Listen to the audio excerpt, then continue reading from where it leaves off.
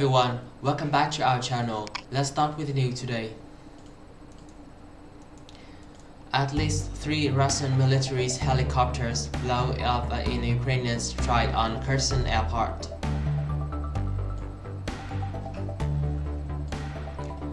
The Ukrainian military destroyed a number of Russian military helicopters at the Kherson International Airport Tuesday.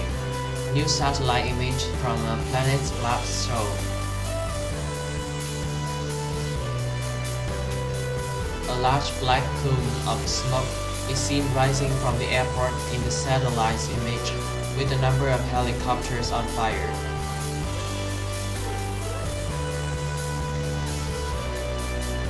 It's the most destructive known strike the Ukrainian military has conducted against Russian helicopters during the war, with at least 3 Russian helicopters seen on fire or destroyed at the airport.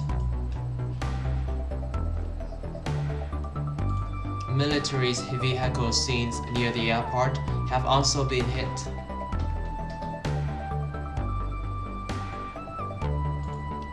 Another image taken by a drone hovering above the nearby village of Komyshany also showed a large plume of smoke rising from the airport.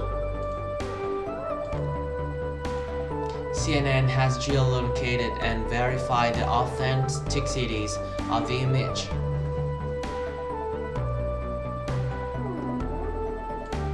The military strike at the airport was picked up by NASA Fire Information for Resource Management System firms which checks large fires around the world.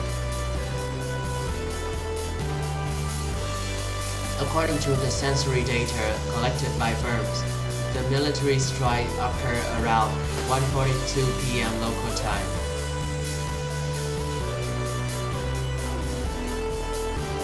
On Monday, satellite image from NASA technology saw a number of Russian military helicopters on a tarmac at the Kherson International Airport.